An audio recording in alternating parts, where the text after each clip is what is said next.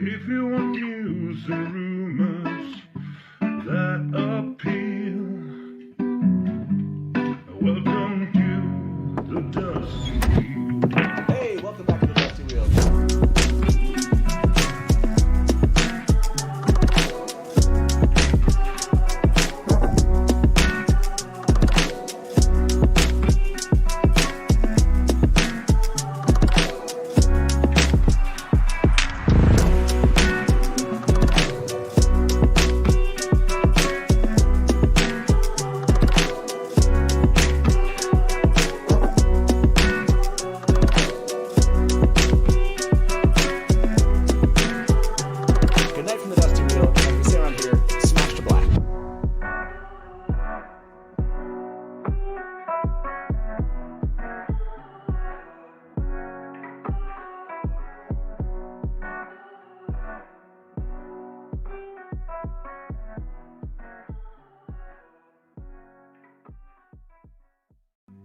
If you want news and rumors that appeal,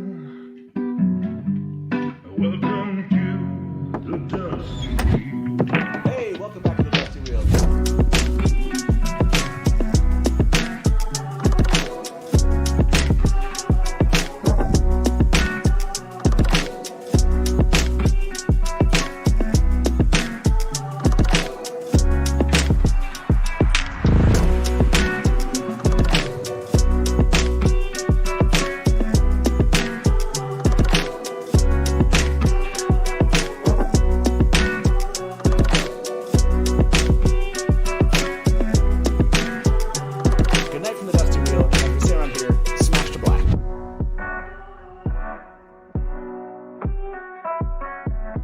Hey, welcome back to the Dusty Wheel. I'm your host, the Innkeeper, and this is our live call and talk show all about the Wheel of Time.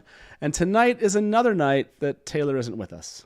So if you experience any issues in chat or during the live stream, it's probably not going to get fixed. I mean, it probably will. I'll try something. I'll call him. If Taylor's watching, he can give me a call. I'm going to watch chat for a moment to make sure that they don't say, I can't hear you, or things are, I don't know, you're hearing multiple voices or something. But we are here tonight to talk about Matt's Luck. It's going to basically be all book. Maybe right at the end, we'll jump in and talk a little bit about the show. But we're talking about the books today, and this topic that I think, I love, and I know my guests do. So without further ado, let me bring into the show. You guys ready? I'm looking at my guests right now. Are you guys ready? You guys want to come in?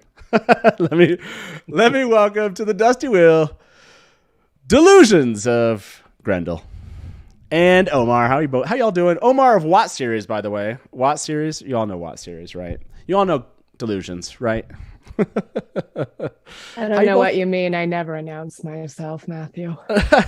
How you both doing tonight? Good. Excited. Ready. Yeah, you all ready? You all ready for this? Everybody ready out there? Let me look at the poll I put up. Pre-show poll was what or who is Matt most lucky with? What do you think won this? We had the options: cards, dice, battles, or women. Omar, are you watching this poll? Can you already see who won this? I voted dice.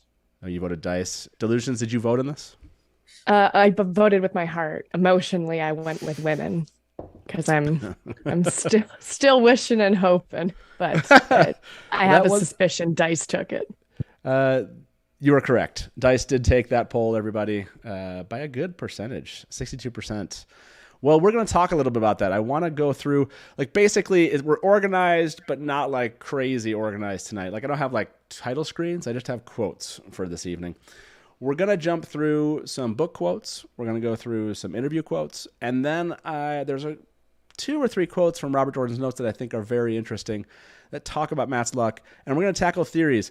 I'm kind of curious, beginning of the show, I'm going to ask you both, what is your favorite, Omar, what's your favorite theory when it comes to where Matt's luck is from? Honestly, straightforward. I look at Matt like Brigitte. She's the archer. He's the gambler. That's it just kind of gets amplified as just like you get a channeler whose power increases over time or strength increases over time. Matt just needed like certain things to happen along the way, just to sort of for him to snap. And every time like another layer peels off, and he just turns into that just lucky guy that he had the same thing in previous lives and just manifests every time. Gotcha. This is like the champion of the light, except for Matt, it's like luckiest man alive or something like The that. champion of the dice. Champion of the dice. I love it. That's good. I'm going to use that. I was going to do a soul attribute, but I'm going to do champion of the dice. I love it. For you, Delusions, what is your favorite Matt's Luck origination theory?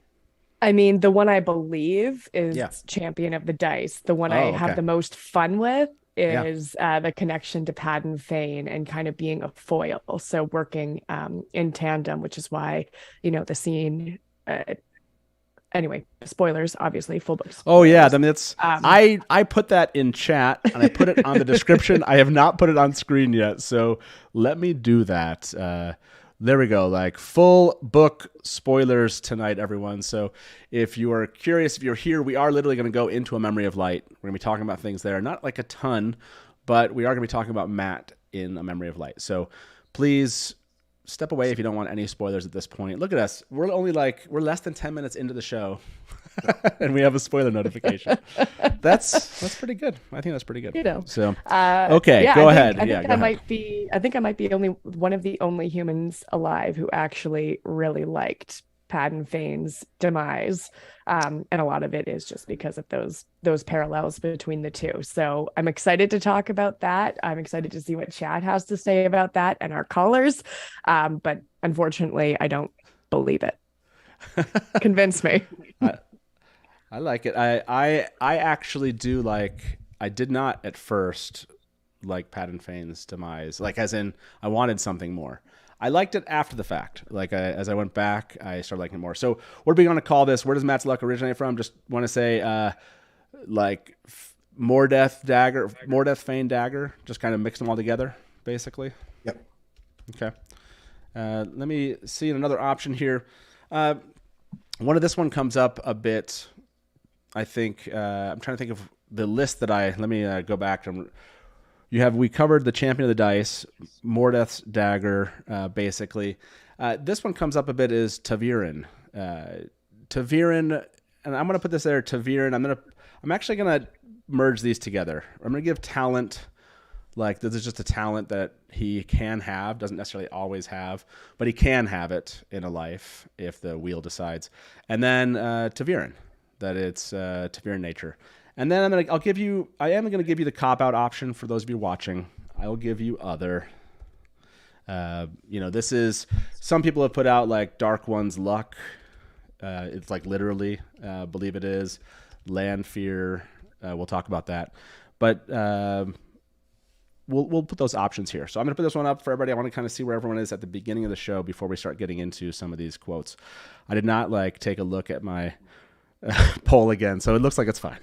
I wasn't sure if we're about to have a little dusty wheel poll action there, but where does Matt's luck originate from? Looks good. Okay, so why don't we, let's get into some of the actual quotes from the books. I want to hear kind of what we both have to say about those, some interview answers.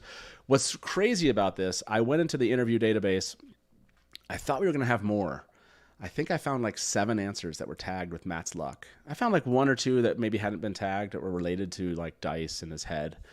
But I thought there was going to be 20 or 30, that fans had asked a ton of questions about this. And Jordan just given lots of read and find out, but that's not the case. So let me do that. I do want to point this out for us while we're here talking. You all are waiting to talk about Matt's luck. We're going to dive into that.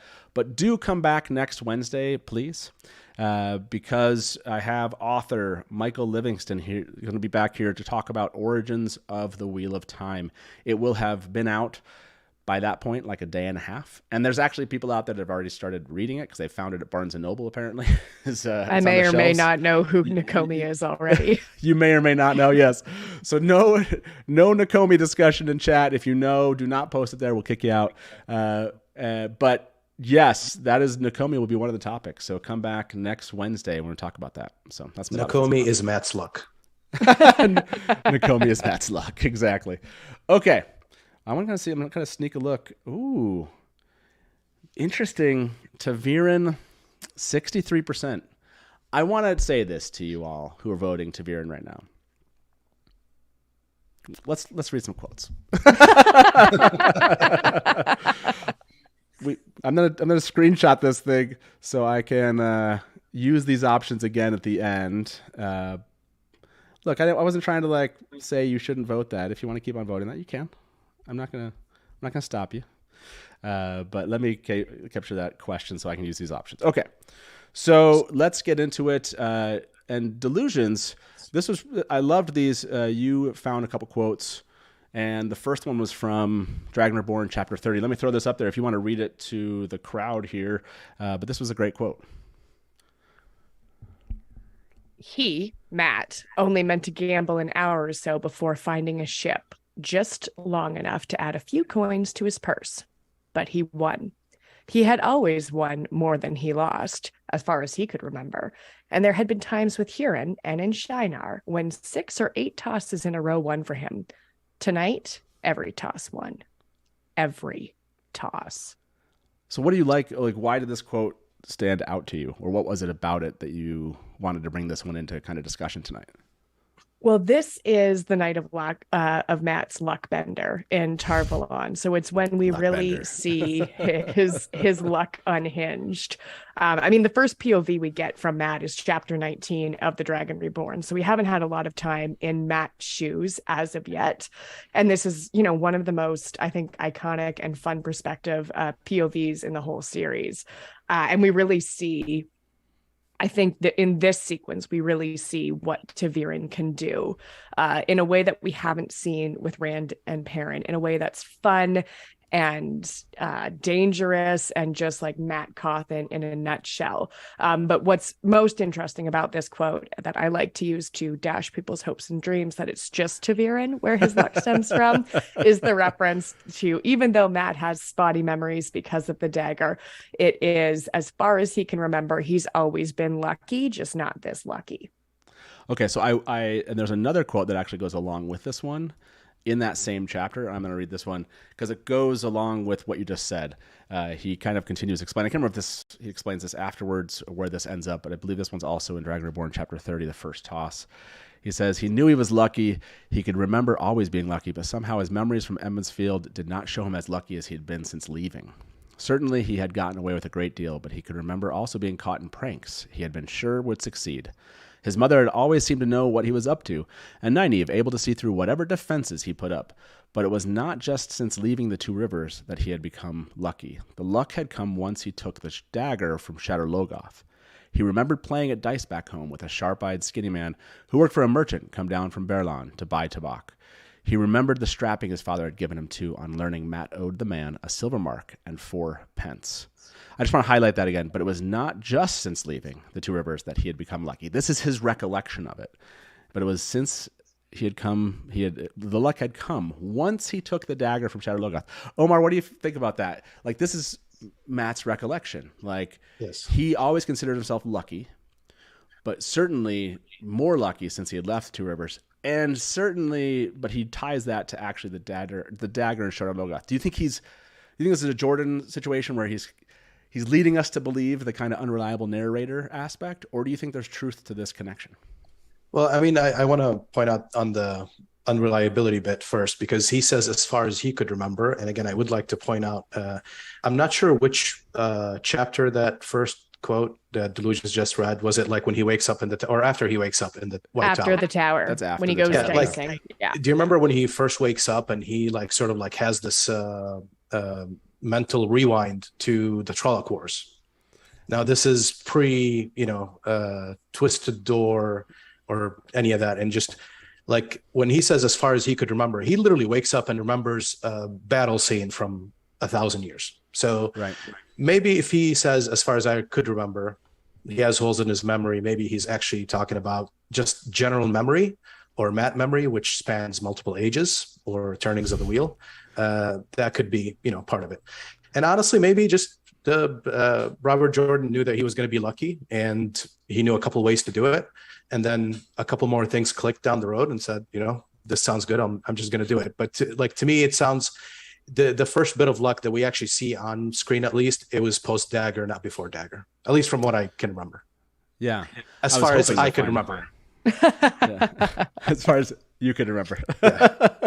I like this. Andrew Berenson said, I'm not sure Matt is a reliable narrator at this point. He admits there are parts he cannot remember. Yeah, I mean, even that aspect of it, just the fact that Matt's literally in a place where he's coming out of this or coming to an understanding of where he's missing information and now this new life that he has. So, yeah, I'm kind of wondering. I look back at this 62% Taviran talent still is winning this thing. I'm going to end this one. About 150 of you voted on this one.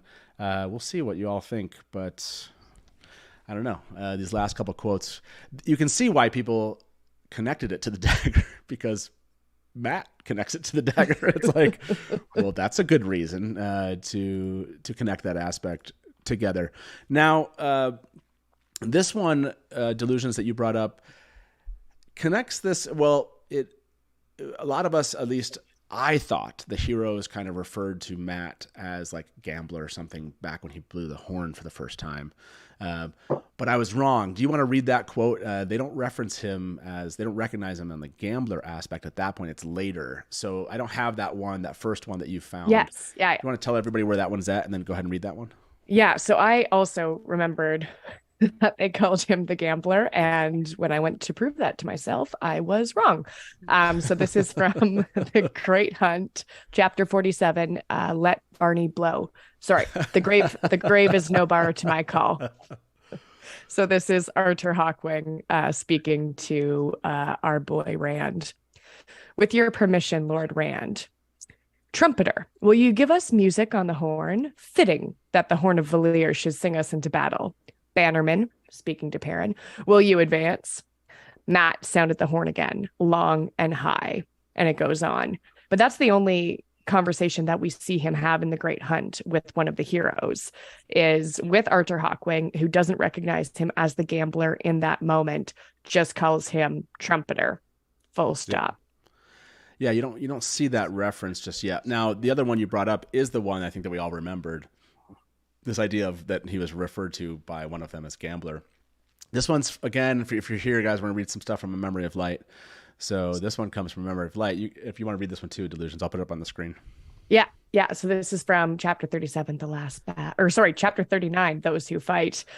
So Matt, this is when the horn has been blown. We get our heroes coming out. Matt's like, who blew this and who they gonna fight for? Matt pulled his hat on tighter, nudging Pips forward to meet the ancient king. I suppose I'll know which side summoned him, Matt thought, if he tries to kill me. Matt lifted the Ashandarai across the saddle. Could he fight Arthur Hawkwing? Light, could anyone beat one of the heroes of the horn? Hello, Hawkwing, Matt called. Gambler, Hawkwing replied. A little bit later down the page, another hero of the horn. Remember him, Amoresso snapped. I have seen you murmur that you fear his madness, but all the while you forget that every breath you breathe, every step you take That's what exactly I thought. comes at his forbearance. Your life is a gift from the Dragon Reborn, gambler. Twice over. So multiple heroes in this sequence refer to Matt as the gambler in A Memory of Light, which is the second time the heroes are summoned. So at this point, it feels to me like a retcon, but I don't know.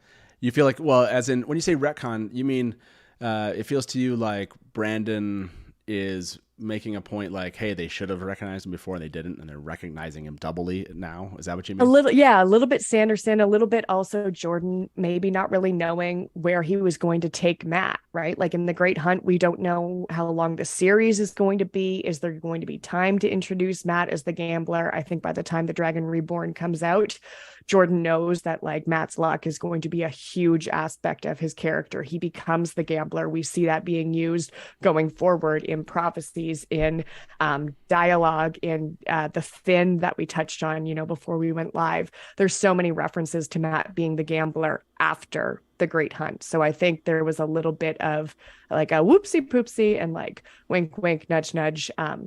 This was always supposed to be the case. Yeah, well, and we do. I mean, you brought this up, and do you have that quote, Omar? It was the one with from the Finn, right? they call him like Son of Battles. Son of Battles, Gambler, Trickster. It's like go Son of Battles, go Trickster, go to Rodian. Rodian, Go to Rodian, Son of Battles, go to Rodian, Trickster, and Gambler, and then Trickster. Gambler and Trickster. So they are using that, and so I like delusions to your point. Like I wonder if then coming full circle that Brandon connected those dots, if you will, of that this is something that is known about Matt's soul, if you will, and it's actually inherent to it. Now we're going to get some answers that Brandon gave about these kind of questions people had to him here shortly. Omar, from this perspective, now we have Matt talking about like, well, I've always been lucky. Yep. And then we have him going, but not since I got the dagger. But now we have like Brandon touching on that heroes recognize him as a gambler, as gambler with a capital G. Like, is it messy of like where Matt's luck comes from at this point for us? Like, does it feel to you like there's any definition, or does it feel like it comes from everywhere? I don't think there's anything definitive. And that's why I like the answer that he is just lucky, because those things come in spurts and, just you accept them as they come and you can do certain things. I mean, like just a comparison to Rand, for example, right? I always, after like 6-7 reads, I've always get lost. When does he start just getting a handle on things? And I know it happens after Asmodean and stuff like that. But every Death Gates and some of this stuff that keeps on coming back. Perrin has the same thing. I can do all these things. I barely know the world of dreams, and now I know all of it, or I know most of it. And then now I can be there in the flesh whenever I want. That almost flicker in, flicker out from Memory of Light. So I think Matt's the same, just always lucky. And certain events just amplify things for him. I don't think it's Taviran, because I mean that would be double Taviran, and that's kind of Rand has a little cheating, of that, right? Yeah, but I mean, no, he has big Taviran. Matt has, but like not double. Big Taviran energy. Yeah, exactly. Rand throwing around that BTE. Yeah, so I really, again, I don't think there are a couple places where, whether it was intentional or not, there are a couple places where just Matt, like I said, Matt speaks the old tongue before any events take place. He's a farm boy out of the Two Rivers, on a horse in a battle with 500 Trollocs, and I just know this shit. No, sorry. And I'm going to start saying, screaming old tongue. And then he, like I said, he remembers battles before, like all of his, not all, but most of his knowledge about the like military tactic and battles and war and soldiering and all that other stuff. It comes from all the memories that the Finn give him, right? But he literally remembers a battle from before and understands it and describes it, and he speaks as the general of that battle before any such thing happened to him. So yeah, I think it's always there. It just, we see it getting like peeled off, and then you start seeing it more. So I want to throw this, Light Blinded Fool said this, and I think it's a good thing for us to talk about. Said, just because you're a gambler doesn't mean you're good at it or lucky. So that is an interesting aspect. Maybe there's in something inherently gambler, like the gambler, let's say that is kind of like trickster, gambler, whatever it is, son of battles. Maybe that is the soul attribute aspect of him. But then add in Taviran or add in the dagger, and you got this mix of not only takes risks, but wins often. You know what I mean? So maybe it's that. I'm not saying you're wrong, Omar, in the sense that it's not connected there, but I kind of wonder if the gambler side is not necessarily the luck side always. Does that make sense? I mean, our Dark Mother, Mary Frenzy, had pointed out kind of in response to that the unlucky gamblers don't typically live that long. That's true. The fact that like Matt is iconic. Although that being said, what you touched on there and just recognizing Matt as the gambler makes me think of like what they're doing with him in the show, how they show him how much he likes gambling, but how he constantly loses and how he's always in debt. So that could be a way that they're spinning it, right? That he was a gambler by trade, but terrible at it, and then throw in and then it's something that changes. So I can see them. It would make sense for them to focus like they did on gambler and then move towards the lucky aspect that comes in later. I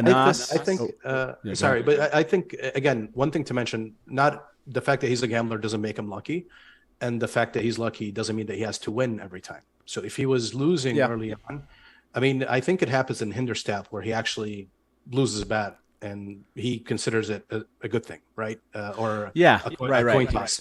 So yeah, I mean, there is that too. Maybe if he was a gambler, but like I like the idea of him being a gambler more than a lucky winner all the time, and that's just a feature that comes along. But I just also think if he's gambling and he's been losing all his life, maybe that happened for a reason to set him up for the latter stages. Yeah, no, that's a good point. Yeah, I hadn't ever kind of really played with that kind of the aspect of gambler and the luckiness and the absence of it. And like you said, sometimes he loses, but that's good, right? Yeah. Sometimes it's actually good for him.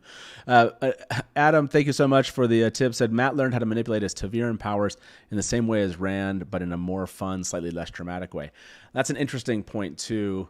And I wonder if learned versus maybe Matt subconsciously. I mean, you could theorize that, right? That Matt is subconsciously kind of tugging at his Taviran nature in the times where he's risking things, right? He likes to risk things, and in that he doesn't realize that he's now being Taviran, he's able to take advantage of the two together to actually benefit him. So yeah, I like that. That's a good point. I haven't been able to catch up with everybody in chat. So if you've said anything to me and I've missed it, sorry about that. About 130 of you voted on this one. Is Matt ever a reliable narrator? 60% of you said no, which is awesome. I love that.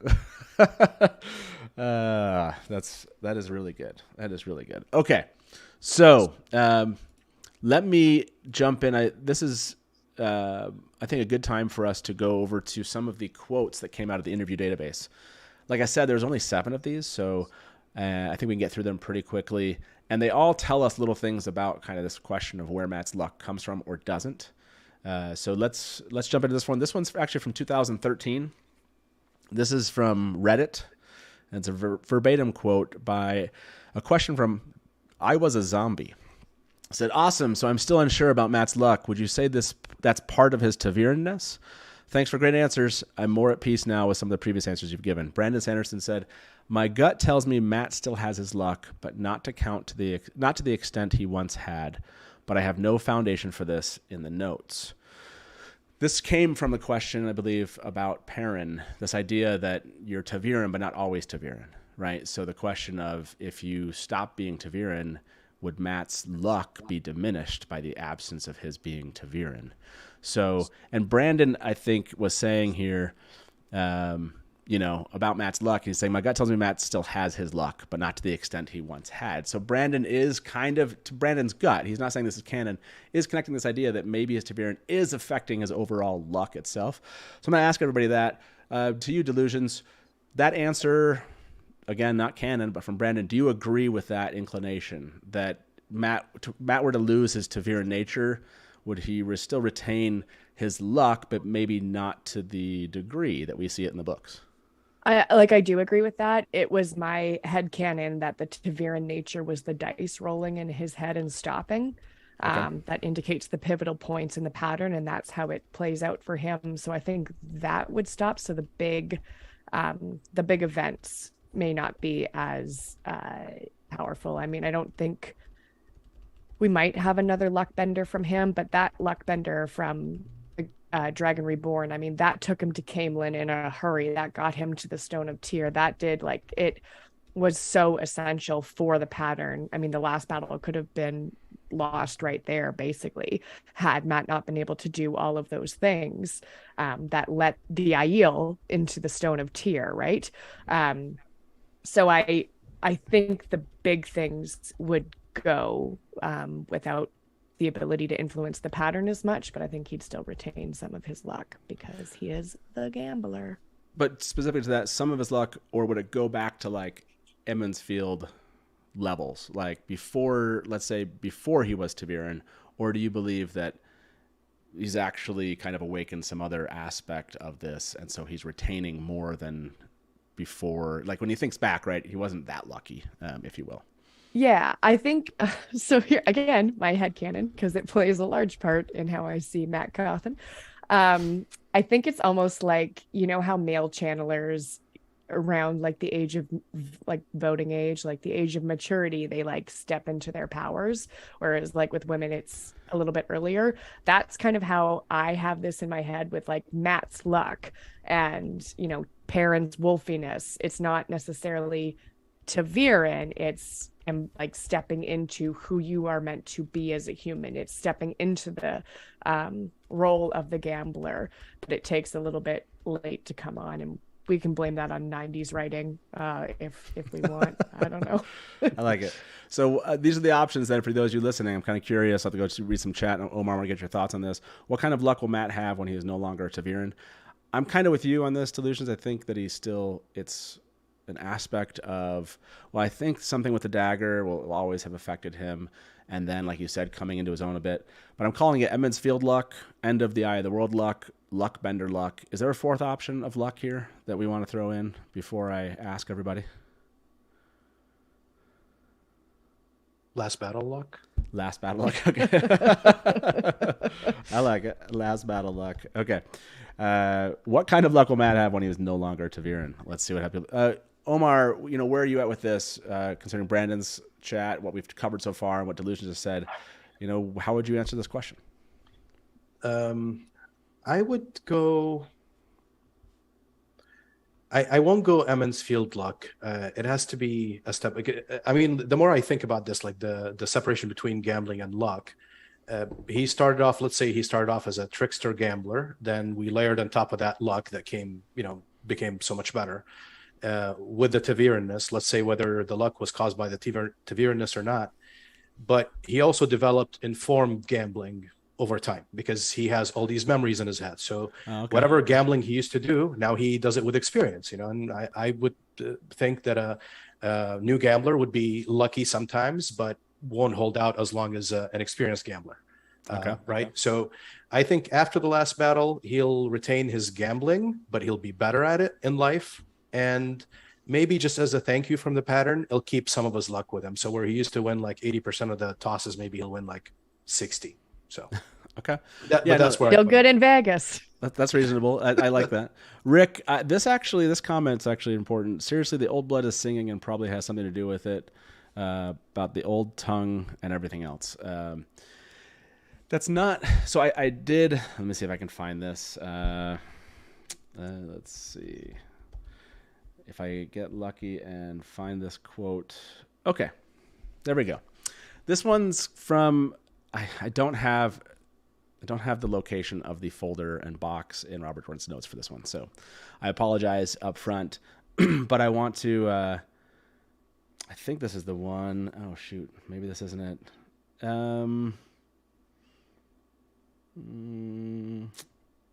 I'm going to look this one up again because it's connected to where this quote is, but this isn't the exact one. So, okay. So there's an old tongue related quote, the old blood. And maybe that's what it was, the old blood. Sorry, everybody. Let's see. Okay. I found it. Live searching here. In one of the notes, it says this linkage talking about the old blood. With the old blood will be of importance to him, though it will enable him to understand things, for instance, inside some Terangreal, that he otherwise would not. Because of this linkage and this understanding, he is fated to become a good deal more than a farm boy from the Two Rivers.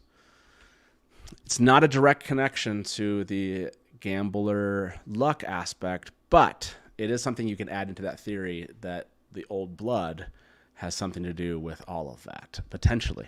So to Rick, interesting thought. I wanted to kind of connect that. So very, very, very good. Fun little connection before we move on here. So, okay. I haven't even looked to see where the poll is at. Interesting. So about 100 of you have voted in this one. Last battle luck is winning out. That once is Taviran. I would never have gone that far. Okay.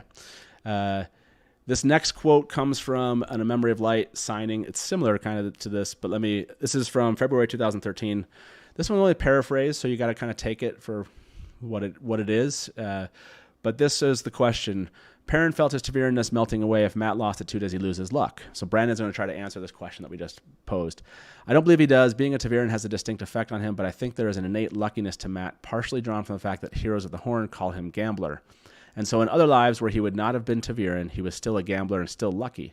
However, I do think that being a Taviran meant that luck was greatly magnified, and I think it grew stronger and stronger through the series. That's my read on it from the notes, and I'm pretty sure on that one. I have to give the caveat that there could be something out there that contradicts me. So there's Brandon's answer. Again, he's not declaring that this is a canon answer, but I think he is kind of hedging kind of where we seem to all be hedging on this idea that his Taviran nature has something to do with it and that had an effect on him. But Brandon doesn't say it is his Taviran nature, which I think is important here. Any thoughts from that quote before we move on? Delusions or Omar? Anything that you read there? No? I think just based on Brandon's reading of the notes, nothing is definitive, and there is a lot of room for play and speculation still to this day. I do. That's why I loved this one, because this does not have a definitive answer to it, and we're going to be covering a lot of stuff that, again, leaves open spaces for everyone to kind of take a spot from the theory couch, if you will. Maybe not all positions are as good, like calling it just Taviran, but some of them I think are worth kind of tackling. Like this one, we want to cover everyone. I think if you've watched our Robert Jordan Knows panels, you've met Therese, or you've at least seen Therese on the show.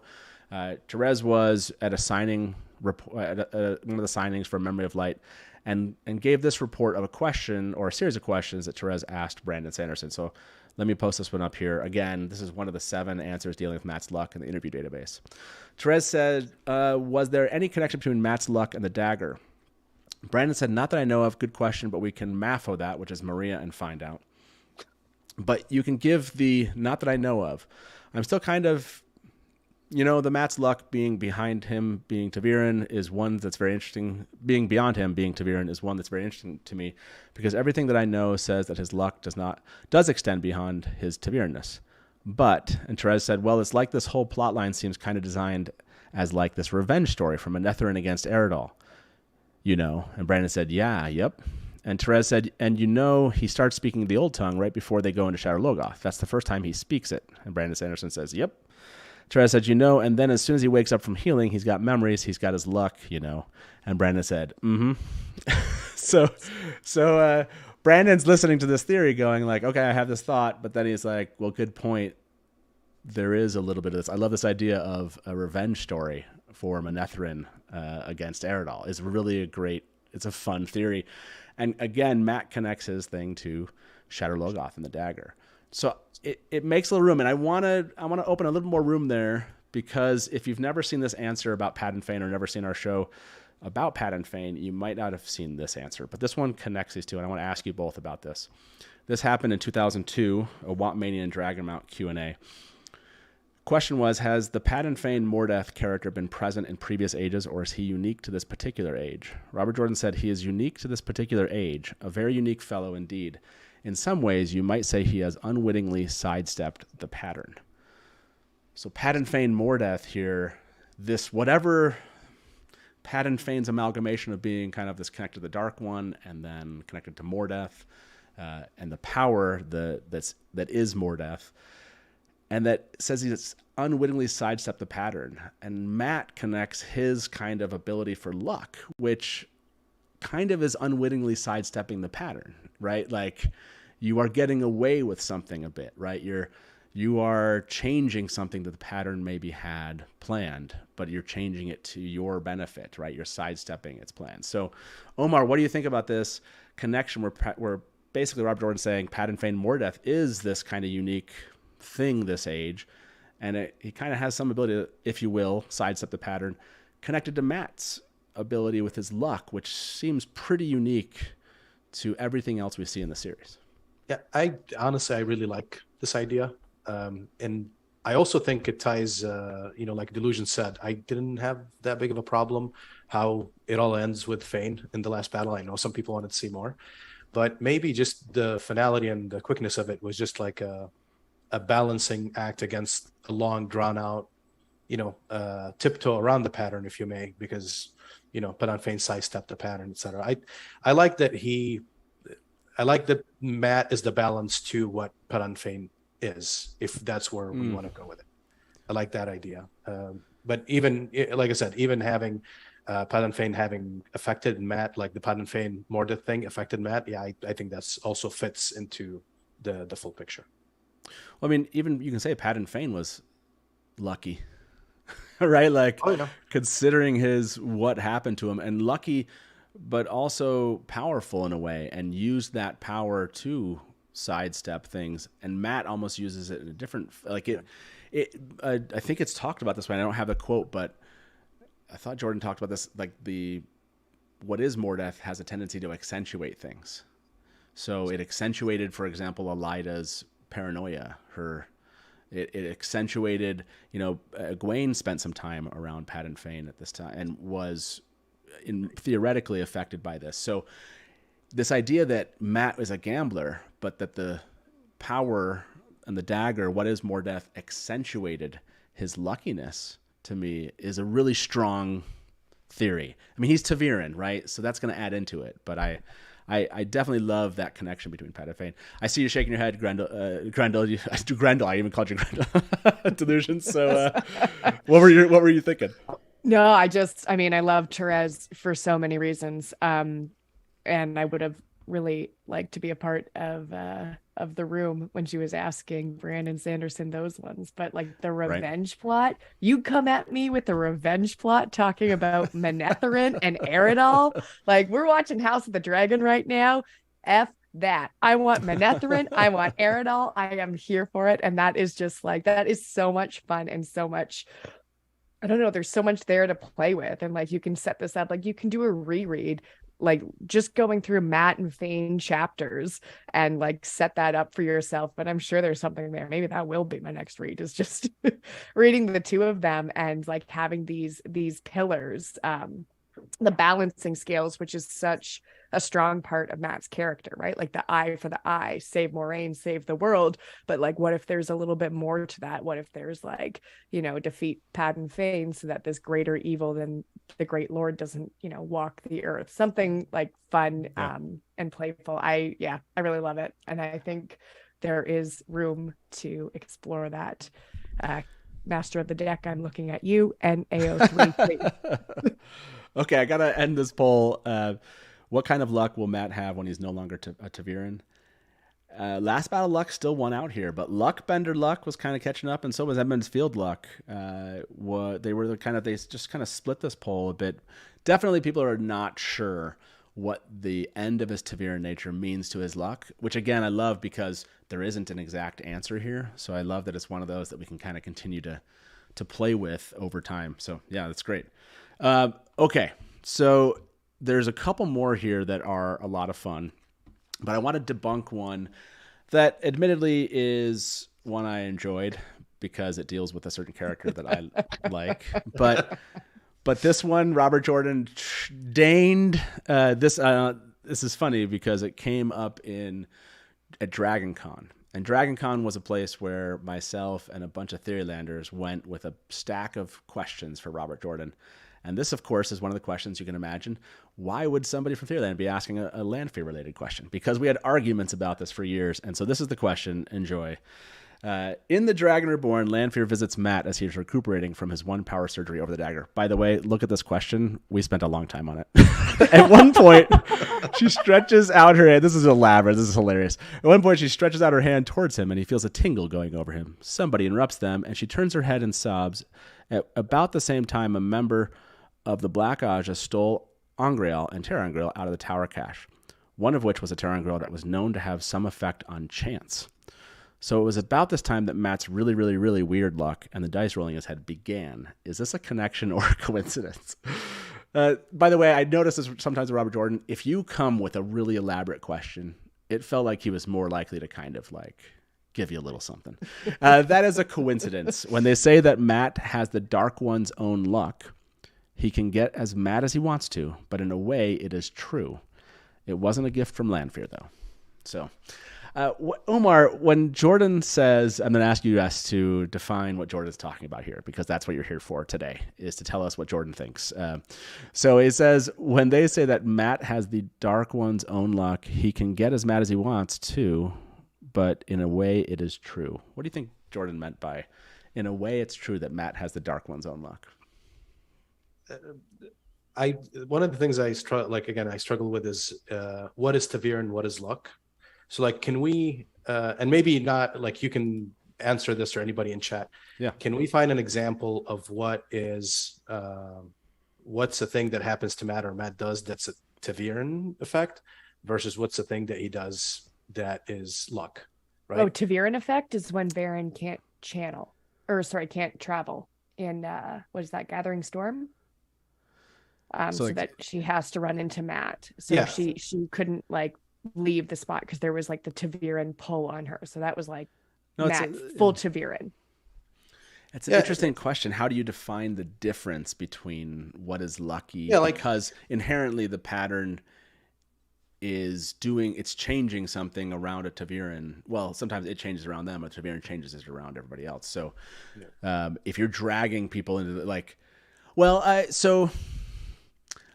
I guess to me, Omar, because when Rand would pass through a town sometimes, like everyone would get married or something, you know, that was a Taviran effect affecting all the threads of those people around the Taviran. So maybe the difference is when something is just directly beneficial only to Matt in the course of a swirling amount of threats. But it usually isn't. But like the reason I'm asking the question is that if the pattern is like with Taviran, it's weaving around you and correcting and doing all that other stuff, and all I can think of is a rug or a sweater, and I see when Matt is lucky, it's almost like, you know what, this pattern is boring and I'm gonna put a big old pink patch on this. So could that be, I mean, like when we say in a lot of, just we say sold your soul to the devil or doing all that, luck and well-being in life and wealth and whatnot is often associated with some sort of deal, whether you like it or not. That's so that's the Dark One's touch on Matt, whether it helps or it doesn't help. No, it just, I'm giving you power of luck, and it might corrupt, it might not, but it's the thing I'm going to do. And the Dark One does the same thing with the Forsaken. So Matt's luck being not a thing of good or bad or evil is just a thing of chaos, maybe, Lord of Chaos. I like that, but I think it's a coincidence. Yes. Could it have something to do with the Dark One's luck in some way, shape, or form? Yeah, that's totally possible. I'm going to ask everybody, is Matt the Lord of Chaos? I love that. I love that's a great way to think about it. That's a good point. Like, I like the idea that Jordan is saying, and you're connecting it to this. So there you go. Like, Jordan Whisperer there. Nice job. The idea that he's talking about the deal, right? Deal with the devil, if you will, right? It's that it seems like whatever Matt has, he's made a deal with the devil, right? Like he's sold his soul to get this thing that he has. And again, there's a connection of selling your soul and what happens with Mordeth, right? What does Mordeth do? So think about Mordeth, think about Shedder Logoth, think about selling your soul for something. And I think that's a fun one to connect to that theory. You can tell which one I like. I like the Mordeth theory the most. Okay. The koala, he is not the Lord of Chaos. He is a Lord of Chaos. Prince of Chaos. Yes, there we go. Another example of Taviran as being in the same stable as Eludra, and Eludra giving him fireworks. Yeah, that's a good connection. Noman Garden, Fane sold his soul, Matt sold his boots. Yes. And yeah, so Dana Lou, I think this is kind of along the same lines as what Omar was saying, at least how I understood it. I think the Dark One's luck is just a mythical stereotype of being lucky. Yeah. I like that. I know. I was just looking up in the companion to see if there actually was an entry for the Dark One's luck. Is there? There is not. No, that's a great Maybe one. in Origins. Maybe in Origins. So this one comes up because we talk about this luck thing and we talk about the dice in Matt's head, which is a really, like, I feel like if the dice are involved, that feels less Taviran-like. But maybe not. Maybe it is a Taviran effect. So let's read this question and see what Jordan had to say about the dice in Matt's head. This was from November 1998, an MSN eFriends interview. Yes, everybody. If you've whatever MSN, I just see people like, what is MSN? I'm like, what is eFriends? This is a Talisane said, when was the exact moment Matt would have been able to feel the dice in his head? Robert Jordan said, Tal, I'm not certain I understand the question. There seems to be no context. He said, we first have the dice rolling in Matt's head while he's gambling in Tarvalon. Some seem to think the dice are an after effect of handling the dagger from Shadar Logoth, so I wanted to know if there was any credence to that idea. Tal, read and find out. Good question, though. I love it when Jordan, he didn't just say read and find out. Do you know how much Tal here must have been freaking out that he got good question, though? There was nothing better from Jordan to get. Sometimes better than the answer from Jordan was to know you asked him a really good question, and he thought it was a good question. So yeah, I love it. I love it. So the dice rolling around in Matt's head, delusions. Does that to you? Do you connect that immediately? Because he does. It says I hadn't gone back and looked, but I'm assuming this is correct. The first dice rolling is while he's gambling in Tarvalon. So dice rolling in Matt's head. Is it directly connected to this newfound luck? Is it a separate thing? Is it a Taviran indicator? What is the dice in his head as compared to his luck? Well, I mean, I've always separated them. I'm happy to be wrong if someone has like a really great point to make about it. But I've always seen the dice as being part of the Taviran nature. That's the pattern tugging at him. That's the pattern saying like, find out where it stops, bro. Like, keep going. There's a little bit more. It's like a little tantalizing, like Sasara by the pattern for Matt to finally get his answer. And so that's the way I've seen it, that's very much Taviran nature is the dice, but the luck bender is like a combination of Taviran necessity, because like I said, everything that sets him on that path, like it has to happen. So he needs to be tugged. The extreme luck bender of it is Taviran, but his luckiness kind of coming to fruition when he is a man grown is like the soul part to me. Or, Jagger, Padden, Fane. I'm there for it. It has that connection also to that time where they start seeing colors and see each other, basically.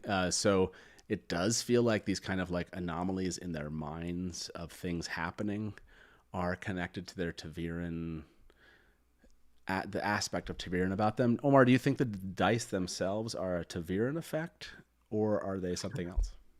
I'm sorry, the non-serious answer. I think the dice were Robert Jordan's way of, giving Rafe a hard time. It was like, here's another thing that works really well on paper, but good luck putting that in the show. Just like the color shifting cloak, I can just write it out. But the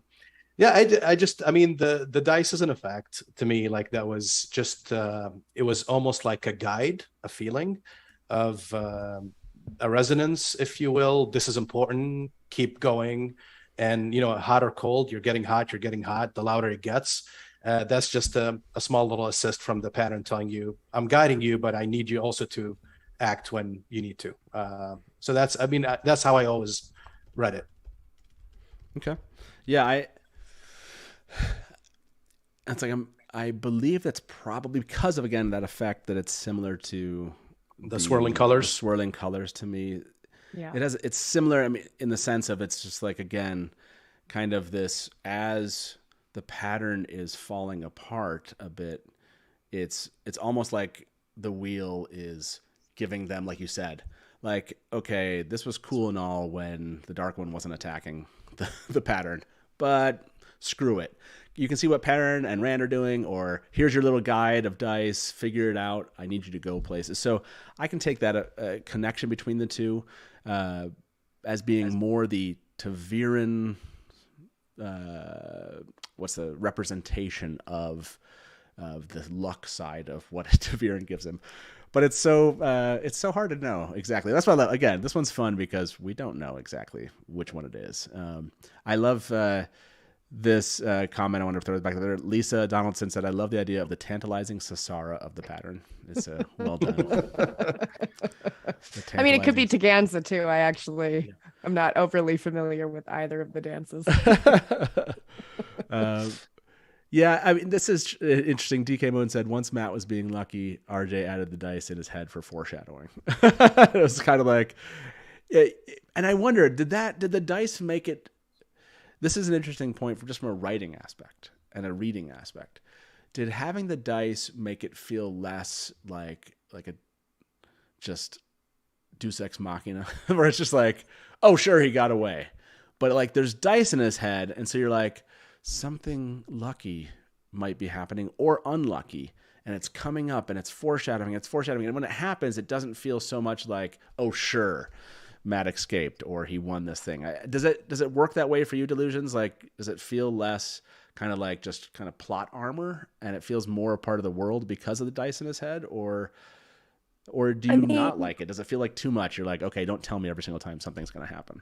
No, I really loved it, but in part because, I started reading right before Winter's Heart came out. So, there was like so many years of speculation, and I really loved the moments where the dice would stop and we as readers had no idea why. And then you'd get onto the forums and be like, okay, so like what just happened? Why did the dice stop? What's coming? And like all of the speculation and theories that, people who can sit and binge audiobooks over the course of 18 days may not get to experience as much anymore. So for me and my the nostalgia perspective, I'm always going to love that. Like I had so much fun with the dice and, waiting years in between to see what was going to happen when we finally got our answers. But I don't know how it would be now if I didn't know if I didn't already know the answers to things. I don't know how I'd interpret it. Yeah, that's true. Like it, as in, if you read it now without there being breaks and time to, you're just like, does it have the same feel? I don't know. That's a good question. I like some of the comments I'm seeing. Andrew said the dice was used too much. In my opinion, it would have been better if it had been, if he had the dice less. The dice is fun to figure out what they mean and why they start and stop when they do, and whether or not they're good or bad. Like Blinded Fool, yeah. This one, Kate McKay said, doesn't Matt himself view the dice as indication of a major choice? Like he needs to make a decision, but whether or not he makes the correct one of the dice stop. Imagine being in Matt's head when this stuff is happening. You're like, imagine having that where you're like, you don't know exactly what you should be choosing. It's just telling you. I don't know. Does that happen to you? Like, I'm trying to think of like when I have to make decisions, I just have like choices bouncing back and forth in my head of like, which choice am I going to make? And major, I guess it's kind of dice like. Maybe there's something kind of real about that when you have to make a major decision and you don't want to. You're like, dice in your head is a good way to think about it. What were you going to say, Omar? No, I mean, it's in his nature. He's a trickster, a prankster. I mean, nobody ever pulls off a prank knowing 100% is going to, like, you just, like, again, the pure definition of toss the dice is some of the pranks that he used to, like, I mean, if you're going to powder a dog and send him into the Lewins, like, I mean, I don't know. It's not, you want to sack some badger. It's kind of like, so yeah, I think it's in his nature. But again, my recollection every time the dice were there, I'm like, I can't really imagine it myself, but to me, it was a cool effect for Matt. It's just, Matt, inside Matt's head is the best character that I like in the series. A lot of characters have cool lines and everything else. The funniest parts about Matt is the stuff he's thinking, never the stuff that he's saying. Yeah. So it befits somebody who's like that, who has a party in his head all the time. To actually have also dice in his head as a background is kind of nice. It works. Delusions, do you have a dice rolling around in your head all the time? A constant rattle. Constant rattle. I mean, I got a lot of voices in there, but no, I don't. I don't think anyone's rattling cups. I love it. Yeah. You're right. Like giving the trickster this in his head almost feels like the wheels joke to the trickster, right? Like it is. I thinking about almost an active, like fun the wheel is having with the gambler and trickster at the time, he's the cup and and the pattern is shaking him. So that's that's true. I like that. I think that is exactly how that is going to be my new interpretation of this. By the way, I'll put this up here. If you would like, feel free to give us a call. It's 1-313-825-5968. That's right. We have a half an hour left of the show. We have a bunch more quotes to cover here, but if you have a comment about Matt's luck, if your mind has been changed yet by some of the quotes we brought up here, again, we're going to ask that poll, if I remember, at the very end I want to see if it's changed from what it was at before, when all of you were picking where you thought his luck came from. But we have some other quotes, and I think they might change your mind. So, but again, give us a call. We'll weave you into our conversation that we're having here. I was going to ask, or I'm going to check this poll out. Over 100 of you voted on this one. Do you like RJ's use of dice in Matt's head? So far, 95% of you have said yes. So I'm going to end that poll. That seems like a pretty obvious. Fans enjoy that. So let me jump to this next question here. This was also one with Brandon answered, again, about the dice in Matt's head. So this one came from an Orem signing report in September 2012. Loyalson said, Matt's dice in his head, are they real? Do they come from Sindhol? Are they from his Taviran nature? Or is it just a plot device with laughter around? Brandon said, everything that I've read in the notes indicates they're from his Taviran nature and that they are a manifestation of being Taviran. There's a question mark here related to his question mark. This is a verbatim answer that's missing some data. So I'm sorry, everybody. They're a manifestation of his being Taviran something related to his something. So you can guess what. But Brandon basically is indicating he agrees with this idea that the dice are a manifestation of his Taviran nature, kind of in line with what we're talking about here. So I wanted to bring that one into the conversation. Now, these next two quotes are quotes from Robert Jordan's notes. I thought you'd like these because Jordan kind of describes Matt's luck. This one comes from his character's notes. So often he'll have notes about specific characters, kind of where they're at a certain time, what they know, what other characters know about them. So you might have a file that is, for example, about Matt. And then it's like, what does Rand think about Matt at this point in time? You can imagine for a moment, this is like, I'm sure Jordan had these for so many, like this is just one point in time, but he's like collecting information because he wants to make sure, right? From a continuity perspective, he's not like forgetting what other characters know about certain characters. I cannot imagine being in this guy's mind. He had so many point of view characters and so many named characters, how he kept this all and wrote like so well with the characters not like, I don't remember like major errors of characters not knowing things that they should have known, etc. So I've set it up that way. This, I believe, comes from box 58, folder 16, about Matt in the Matt character notes. Again, I could be wrong, everybody. Sorry if that is incorrect. But this is under a section called Luck under Matt. So enjoy. His luck is better the more random things are. Example, with dice. And with battles which are pretty chaotic. The more pattern there is, though, the more his luck sinks toward the ordinary. Luck at dice remains phenomenal. He doesn't usually win every throw, but so often that no one wants to gamble with him. And sometimes he does win every throw, tossing the highest possible combination every time. Luck at cards, ordinary luck, much better than average, though nothing like with dice. Same thing with games that have a certain randomness, like spin or pitching coins. At stones, he is not particularly good at all. There is too much order and pattern.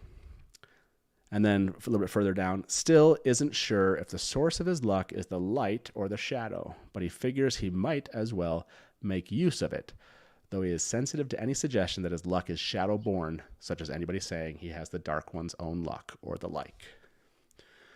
So I just love this. I'm going to leave this up here just a little bit longer, that Jordan's kind of telling a little bit about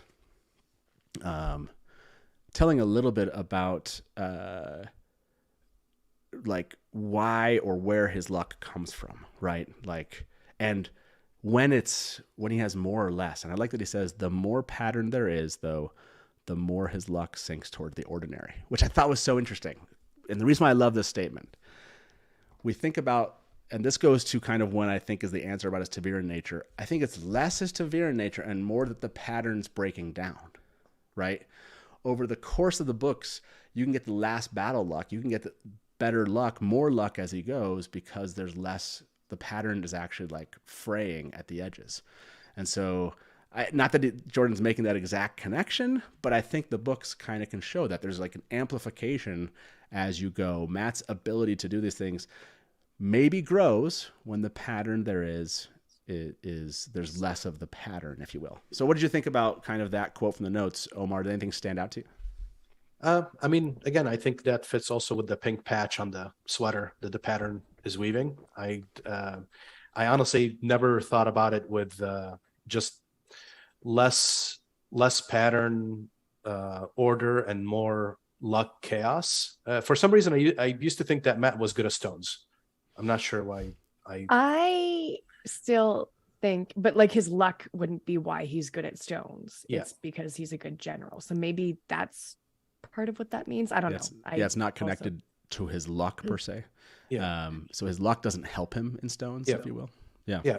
But I like the idea of, less pattern, almost like when it's more see-through and there are fewer threads and it's breaking, that's where his light shines outside of it, or something like that. So what's interesting about that is that you'd think that Taviran has less control of the pattern breaking up, right? Yep. And so I didn't even think about that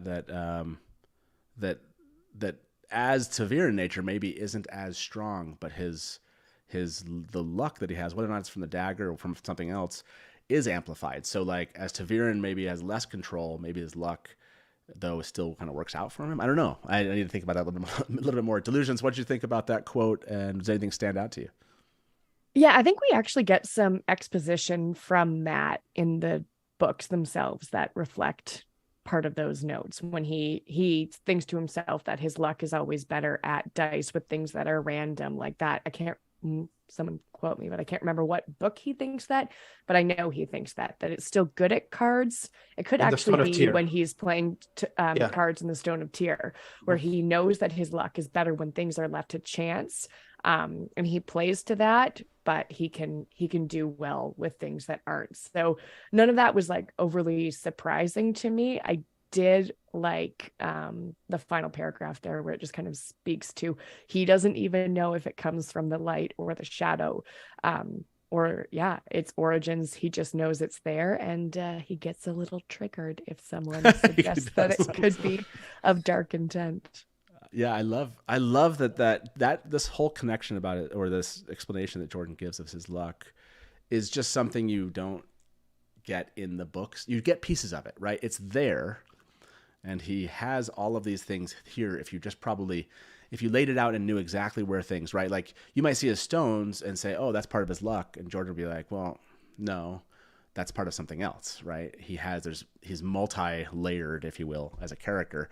And we often talk about his luck as the dominant one, but like you said, the memories, his abilities, son of battles, that aspect of him is separate. It's another piece of him, but it's not just like he's lucky because he's actually a really damn great commander, right? Because of that knowledge that he's gained. And that's where I think the old blood plays into this, right? Again, you have the old blood, you have the Finns, you have all sorts of things that Matt does become this really, really amazing character. At first, he wasn't that person, right? Jordan talks about this, that Matt worried at the end of like the Great Hunt that he just wasn't bringing anything to the table, right? Like his friends all had these abilities and capabilities and powers, but he was just kind of like, what did he do? And it's interesting to see Jordan kind of evolve that and kind of basing it on this whole idea that he thought he was lucky growing up, and the old blood kind of comes to play. So anyways, I just thought that was a really cool kind of jump into the notes. There is a second quote here, but I'm going to bring our first caller into the show. Let's talk to them, and then we will jump into the second quote here, which is, which I think, it kind of answers maybe one of the questions we started at the beginning with. So let's bring our first caller into the show. Hey, welcome to the Dusty Wheel. Who's this? This is Chris, or also known as Village Mattress. Village Mattress.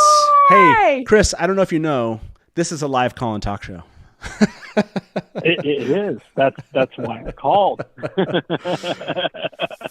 Thank you so much for calling in, man. It's been too long. So what's going on? What are your thoughts?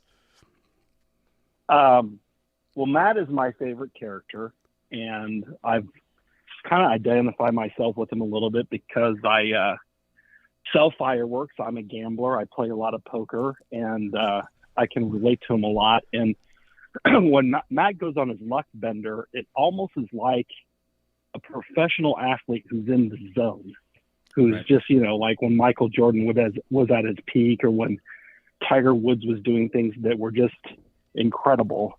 That's kind of, Matt's luck bender night was totally like that. And I can relate because I've had times where I'm playing No Limit Hold'em where the deck just hits me square between the eyes and I get all these great cards all night long. And then there's other nights, where you just struggle and you have to, play your best just to get by. So, Yeah. I just think, Matt's a fantastic character, and I've always identified myself with him.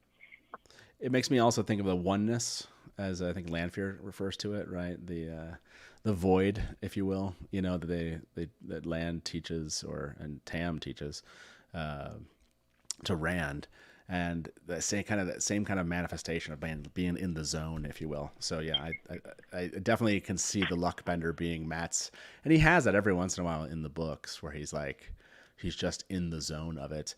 What is your thoughts? So I don't know if we've changed your mind tonight. I don't know if all these quotes you're familiar with. Did you come in feeling like you knew exactly where Matt's luck was from? Or how are you feeling I about thought that it was question? I thought it was kind of a combination of all those things.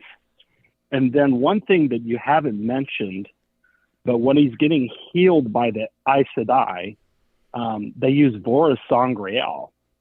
And I think that amplification of the one power could have amplified his luck.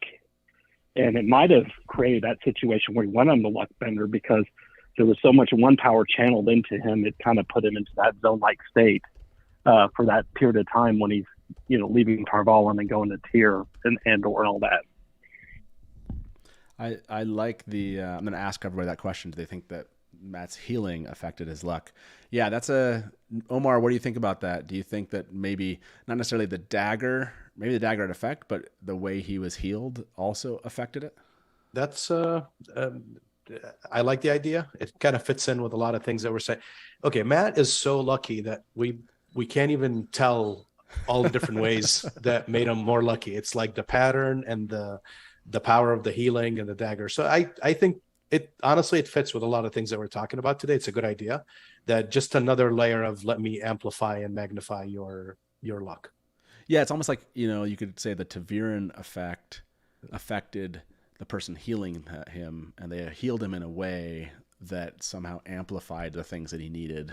Like you could go down that route, yeah, and it wouldn't necessarily be totally outside of what we think kind of from a metaphysics standpoint that's possible. So I like this. Yes, Ryan Timms just said, the Dusty Wheel Innkeeper always finding a way to weave Lanfear into it. That's correct. Yes, that is correct. So is anything we've said tonight, or is any of the quotes here, Village Mattress, like added to I know you came in thinking maybe it's the healing. Are you walking away feeling anything different about where Matt's luck comes from?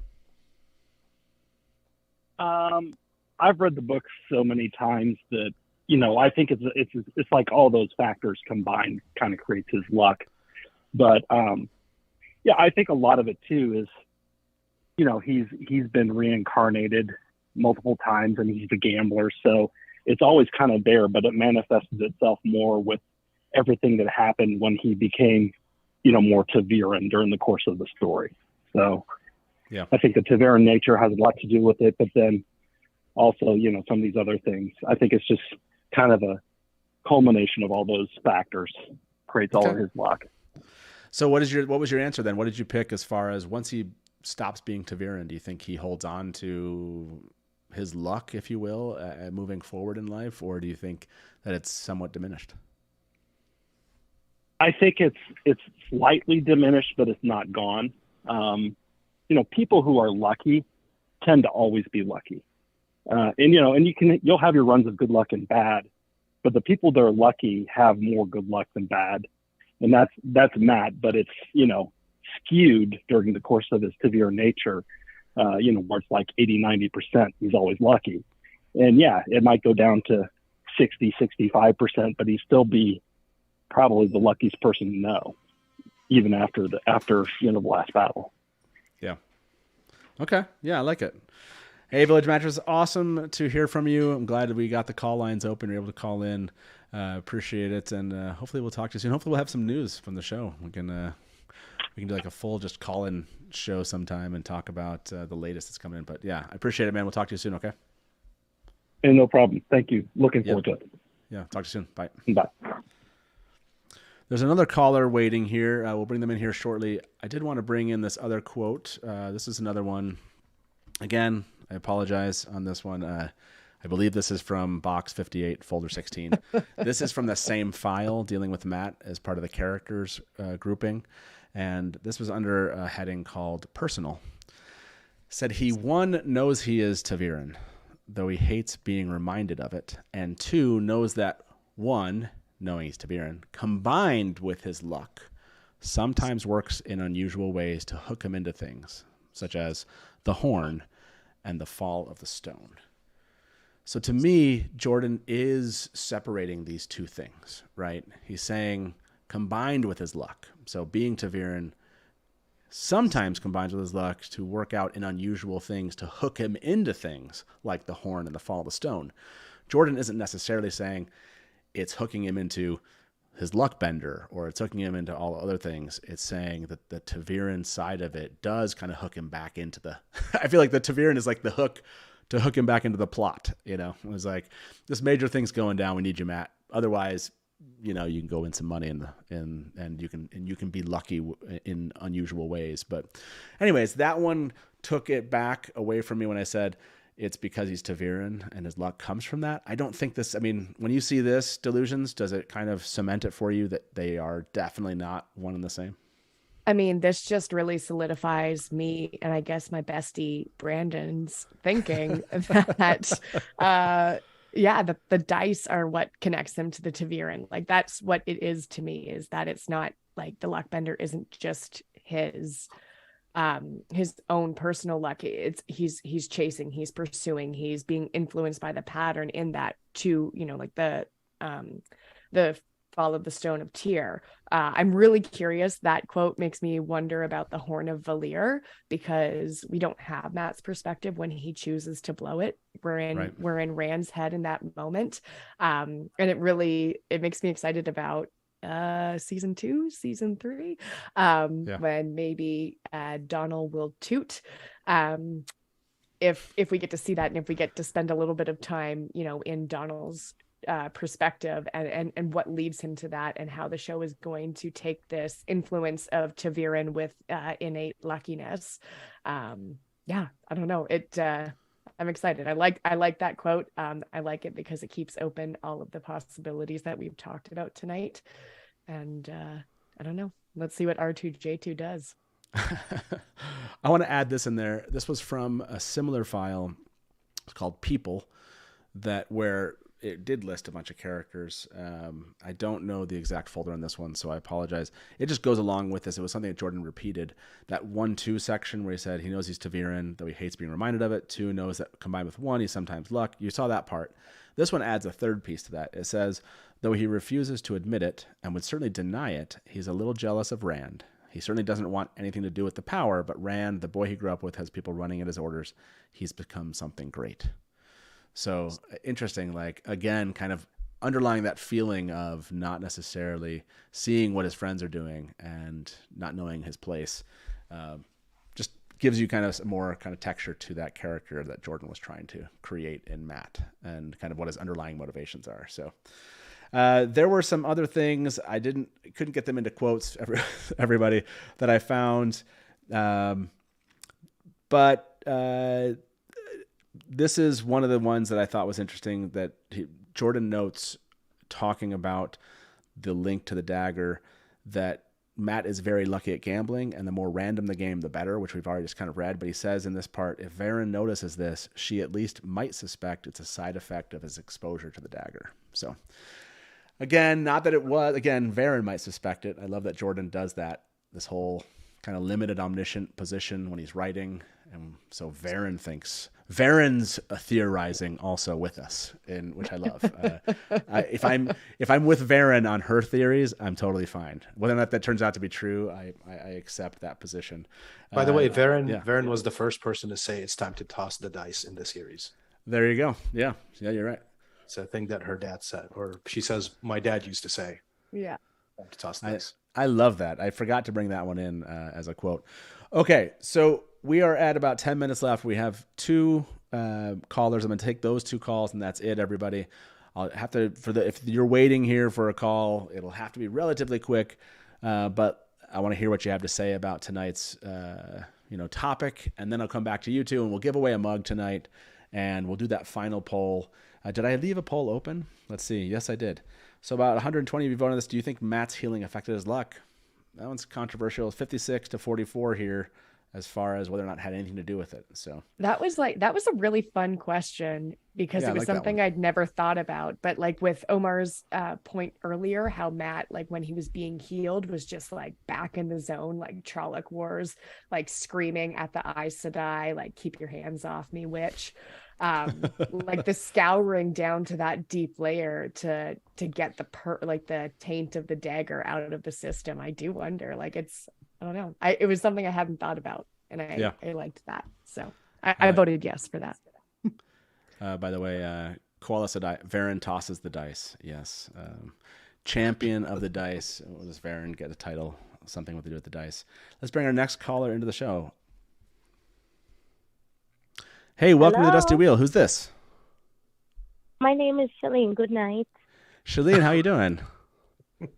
I'm doing good. I had to stay up to listen to the you talking about Matt because Matt is my favorite. Matt is. And was Matt your favorite from the very first book, or did Matt become your favorite over the course of the series? He became my favorite. He became my favorite. He became my favorite, and I even in the second book when he found out that Ran was the Dragon Reborn, I really relate to that because he was because remember they were coming from a conservative background where they don't know nothing about it. So when he found out and he was like freaking out, Perrin was like, "Shut up, Matt, shut up." I really like that part. Yeah, it's like real. It was real. Matt's reaction was definitely real to that. I like that about him. He's out of everybody, he's like the most realist out of all of them. So I really like that about him. I never thought about the healing with the dagger, but now I'm really thinking about that part. Yeah, it's fun. This is a fun one because again, there's not any strict answers. There are a couple of pieces of information. Hopefully people felt that tonight. Hopefully you got a little bit more information to kind of put some boundaries up of where we can theorize, but there's a lot here that we can go with. I love the healing one. That was a great one. Was there something that stuck out to you tonight where you were like, "Oh, I didn't know that," or that changed my mind? No, that part stuck out to me, but I just think it's awareness.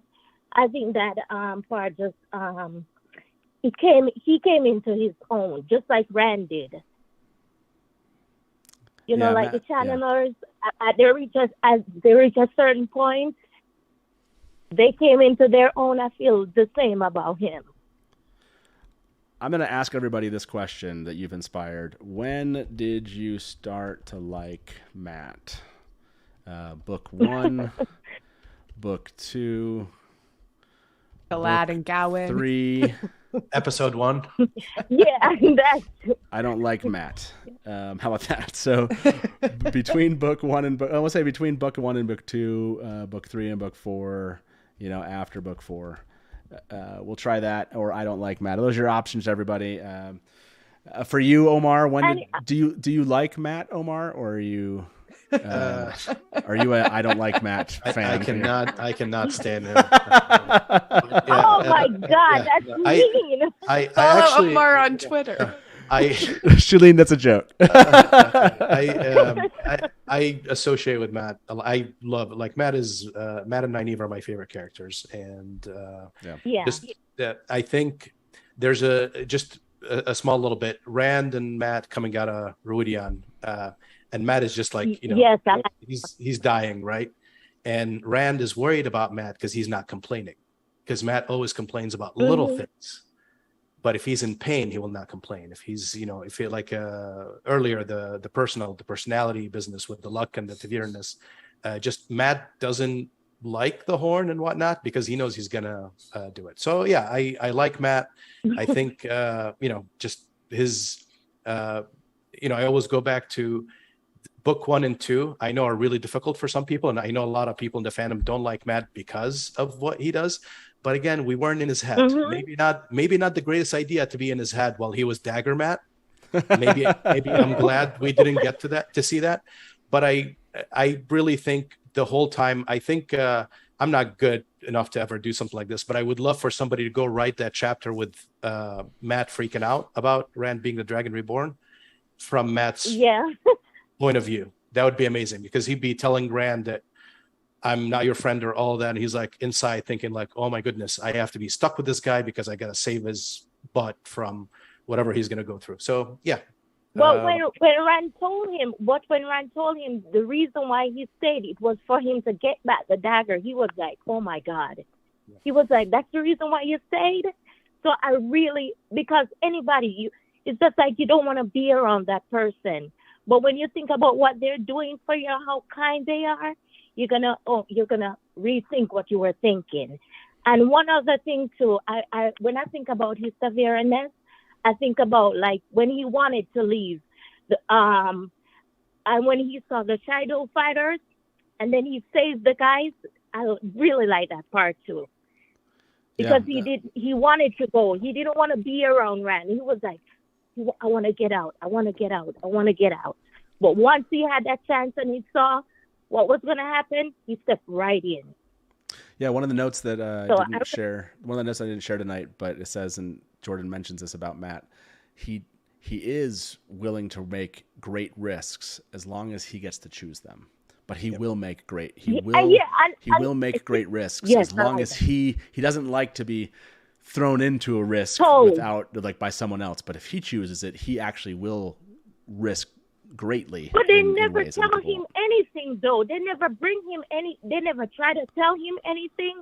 They're always trying to drag him along. Even when he went with Nynaeve and Elaine and they want him to negotiate with the sea folks. They didn't tell him nothing. He just went off just like that. Seriously. And I'm like, it's true. Oh, I'm like, why you always tell Perrin? I get Perrin is more what do you call it? Oh my God, he's more responsible. More responsible. Yeah. Yes. Misogynistic. But come on, you gotta tell him something. He's a Taveran. You get what I'm saying? Yeah, so no, I didn't absolutely. like that. I didn't like the way how they treat Matt. That's my thing. Absolutely. But once everybody, oh my God, Matt killed Couladin. Matt killed Couladin. I know. It's that like, was off screen. Jordan, that was like the dirtiest trick Jordan ever played on us. To do that off screen is like so mean. Even when the toll ran too, Ren was like, he was in shock. He's doing all this incredible stuff. Once Matt get a chance, it's like, really, Matt? Yep. I don't like the way they treat Matt. Because I relate to Matt. Matt is like my brother. He don't like nobody telling him what to do. He feel like he knows what to do. So I really relate to him. But I just I'm out of breath. I cannot have asthma. So Shalina, thank you so much for calling in. I really appreciate it. Thank you. I don't know if this is the first time. Oh yeah, you have one more question? Yes. It has nothing to do with what you were saying. I have one problem. When I was reading the book, and what is the chain that you get from the Sean Chen? Adam? When he put it on, Sitala put it on Jolene. Why did Jolene scream? I don't understand that part. I thought Jolene screamed because she was actually collared. Like collared. Yeah, I thought it was You because can't of touch that. the Okay. source. You're cut off immediately. Yeah, I from thought the scream touching the happened, source. not Yeah, like because I was a thinking. recognition of that. Yeah. Yeah, because I was like, when Nynaeve put it on Elaine, They were Elaine anticipating put the it on effects. Swan. They said they didn't feel it, but when Yeah. Satala she's burned out. So I don't. It was, Elaine told Nynaeve it's just like a different bracelet. Anybody else put it on, so I did not understand that part. Yeah, I have to go back and remind myself. But yeah, good question. Maybe in chat they'll. But I think that is what Delusions was saying was the answer. Hey, Shalid, thank you so much for calling in. Hopefully you'll call us back. Really appreciate you following us. And Okay. yeah, Thank you. Matt's such a fun topic, and I appreciate you coming in and sharing your love for Matt with us. Have a good evening. Okay. No problem. You too. Okay. Bye-bye. Bye-bye. So great. I love Wheel of Time fans. They're the best. Dajit said, thank you very much for the tips. And I don't think even Matt likes Matt. Oh, that's sad. Village Mattress said, Dusty Wheel, great topic. Sorry, I'm like reading it off of both screens here. Great topic and show tonight. Maybe we need to revisit this topic again in the future. There's so much ground to cover on the subject of Matt's luck. Thanks for taking my call and being a wonderful host. Yeah, this isn't one show. I mean, it may take us a while to get back to this topic exactly, but this is an ongoing topic that we can revisit and don't have to feel like we're just kind of reading off things that we already know answers to. So, no, I appreciate that, Village Mattress. Thank you so much.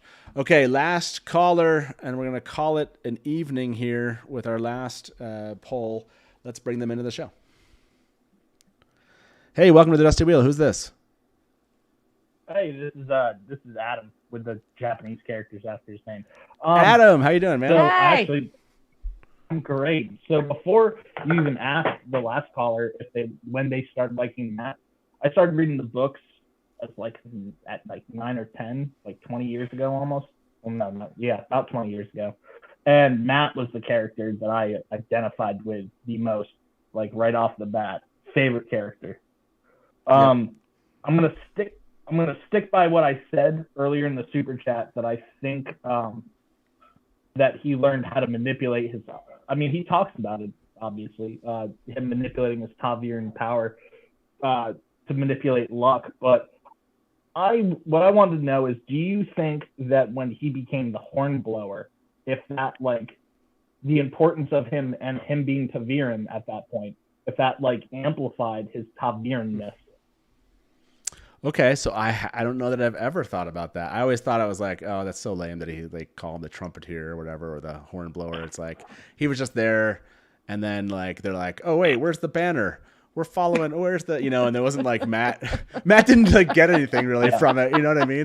So I love the idea that Matt's Jordan was Matt's like playing dying with us. on a horse. Well, I just love that Jordan was playing with us maybe and saying, well, this is actually the blowing of the horn was an actual important moment for him in this way. So let me ask everybody else. I'm going to end this poll here. Book 3 and 4 won this one out, but books 1 and 2, I also loved Matt. I started reading the books when I was like 15, and Matt, I mean, my name's Matt, so that helped. But let me ask this. Do you think blowing the horn had any, what are we going to call it?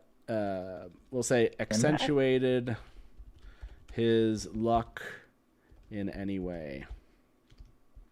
Yes or no? It's an interesting one. Omar, did you ever thought about that maybe the blowing of the horn was somehow like the beginning of the kind of, not beginning is the wrong word, but just like it had some kind of, like we talked about the healing aspect, it affected his luck? I think it affected maybe his Taviranness, but not his luck. Okay. How about you, Delusions? I think maybe it reminded our dearly departed RJ that Matt was a lot of fun and impulsive, and maybe in the next book we could focus a bit more on him. You were like, So I think it was creator influence. I think it was definitely his intent was always to it. We definitely, that is the first thing. I mean, the whole, right. You think of the dagger and people were like, what the hell, man? You just took this dagger and now you've caused so many problems. The horn was the first thing, like, okay, Matt blows the horn. Like, it is like he's stepping up into a role here, if you will, among them in a way that he didn't anticipate at the time. I can't remember what he says. Isn't it like, I'm trying to remember how that happens. Like what when the he blows it? Like, yeah, what the POV is Hold and on like one what the text says about Give me a it. quick second. Come on, Okay, find so- it faster. I got it here. Okay, hold on. Yeah. So here it is. Okay, so Okay. they're panicking because the the baddies are there, the Shan Chan, and we got the white cloaks. Rand could not manage. Delusions. I cannot believe you found it that fast. But go ahead. I'm ready. That was amazing. But go ahead. Okay, so I'm gonna read a little. Okay, so Rand could not manage to think about the white cloaks or the Shan Chan. I have to go back. Have to. He was staring at the Horn of Valir. He realized they all were, because remember, this is on the heels of like Ingtar's last stand. So that's what we're in the that's where we're at. The curled golden horn hung at Mat's pommel, the focus of every eye. It has to be there at the last battle, Mat said, licking his lips. Nothing says it can't be used before then. He pulled the horn free of its lashings and looked at them anxiously.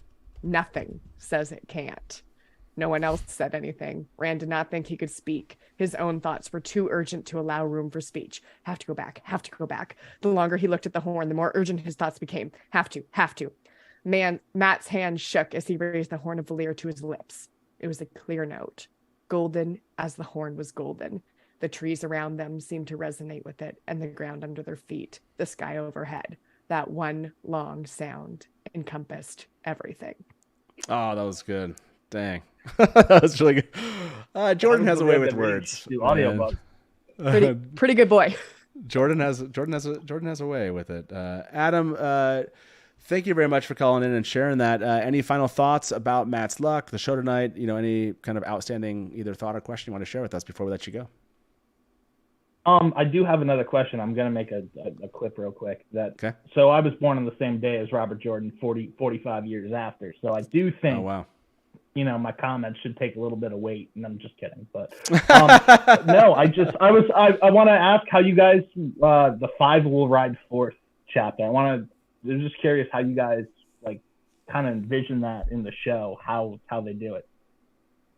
Oh man, will they do it? That's the part that leaves me. That could be the most epic point in the show up until. I mean, I'm pretty excited. It's like the most epic moment up until Do Might As Well. So. Yeah, there's a whole episode we did about blowing the Horn of Valir here at the Dusty Wheel. Yeah, let Barney blow. I was there for that.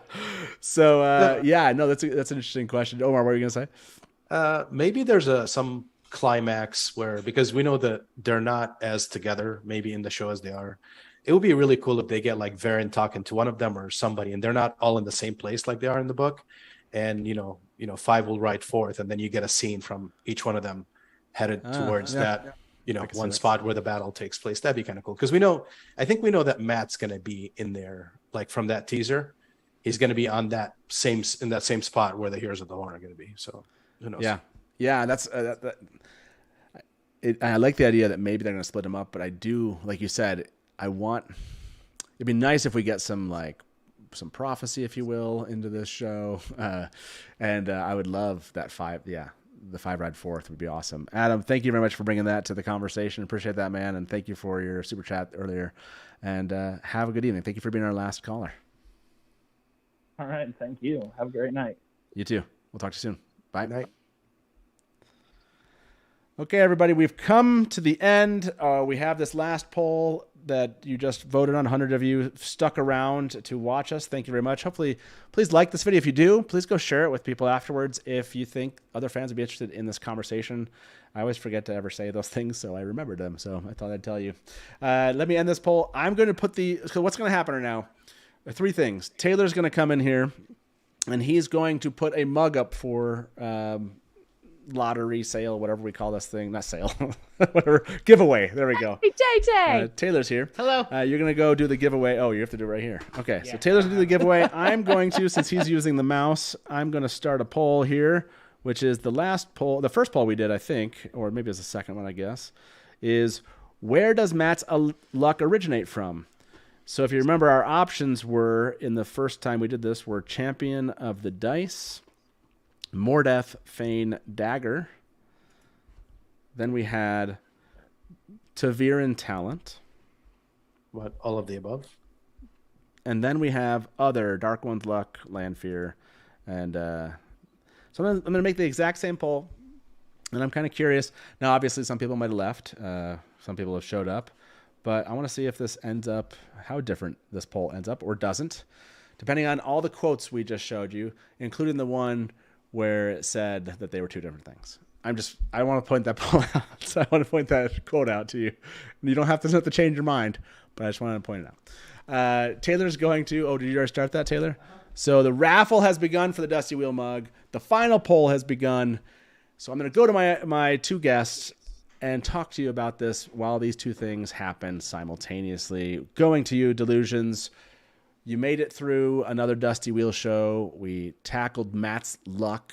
Is there anything about it that we didn't cover? You wish we had kind of covered more? Some additional thought that's come to mind? Yeah, what are your final thoughts before we end the show?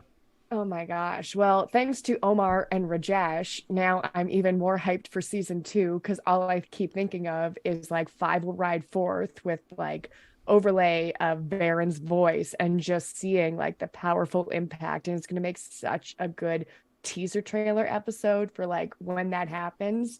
And I think in his own way, Rafe is going to, even if we don't get the full prophecy, like the way that we got Wheat for Manetherin, I think Rafe knows like something like that just means so much to the fan base and it will make its way into the show somehow, even if it's just like a little nugget, a little wink, although I hope it's so much more than that.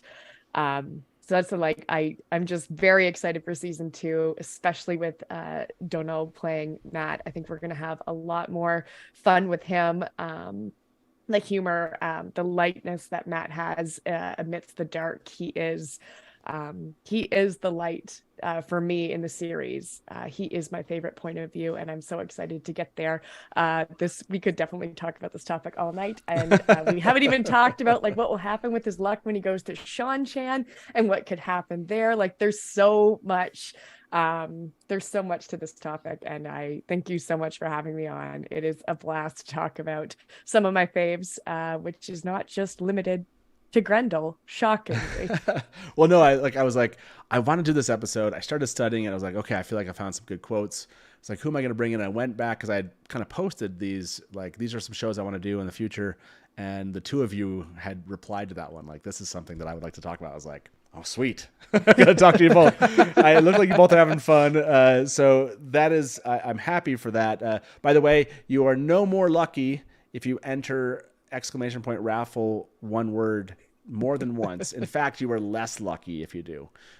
It's less lucky because you might get kicked out of the chat. I see Zula in chat. She will be on you. Only enter the poll. Only enter this once. The raffle for the mug. I'm seeing that go on. Let me see what the.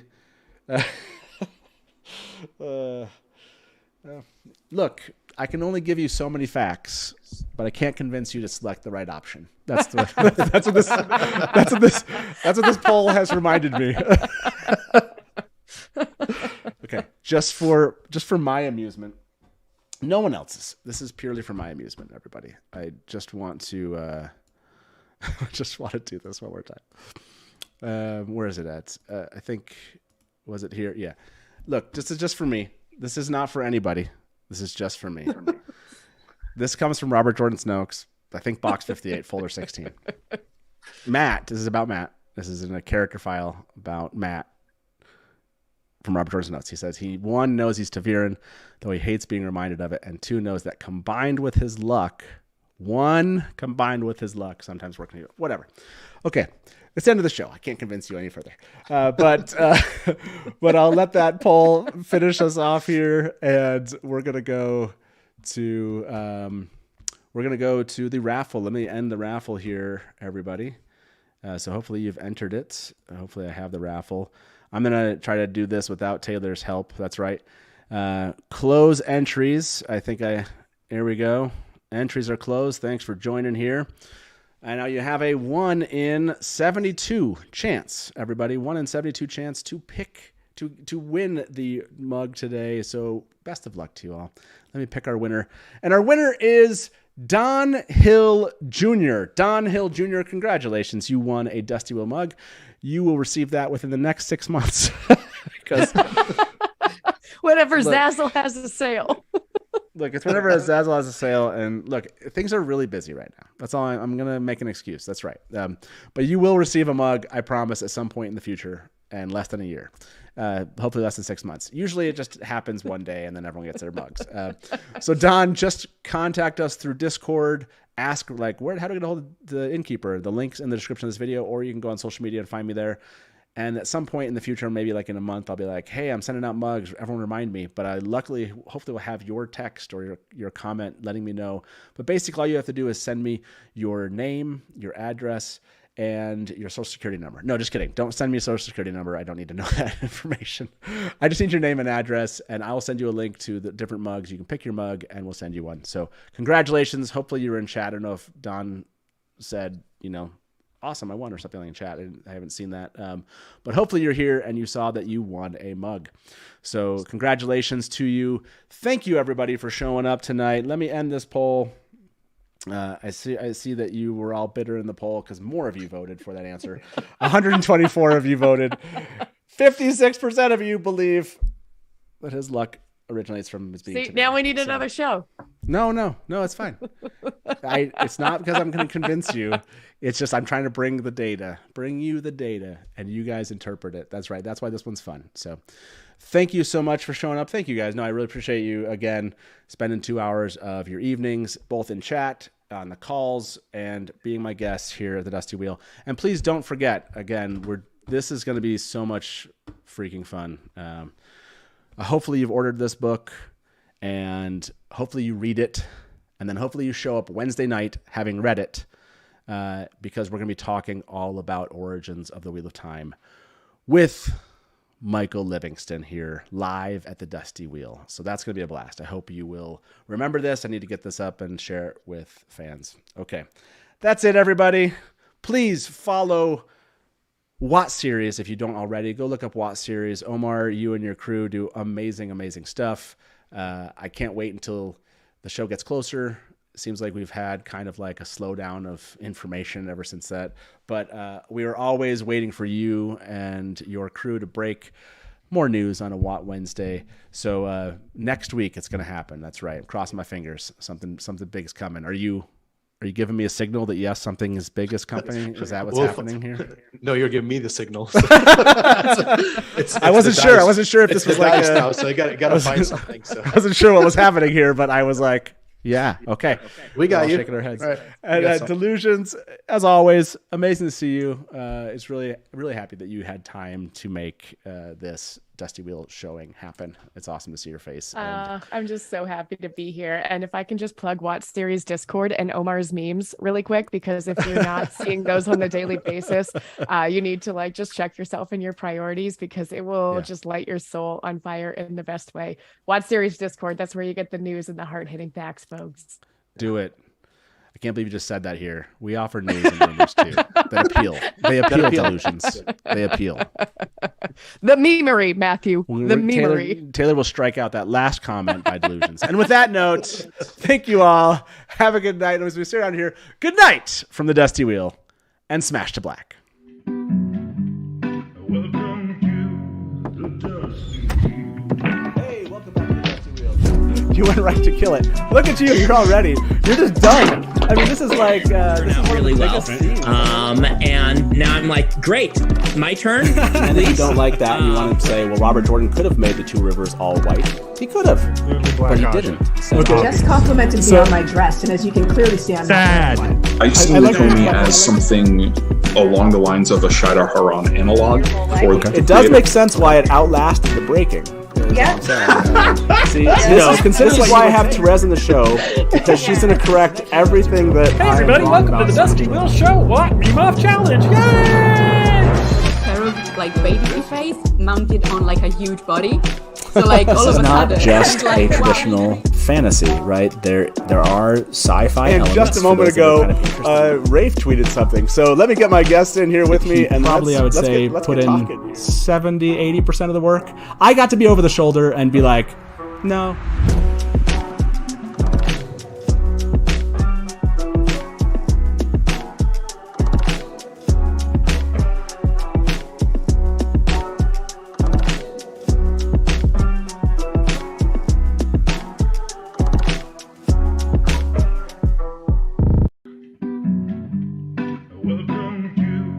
The Dusty Wheel.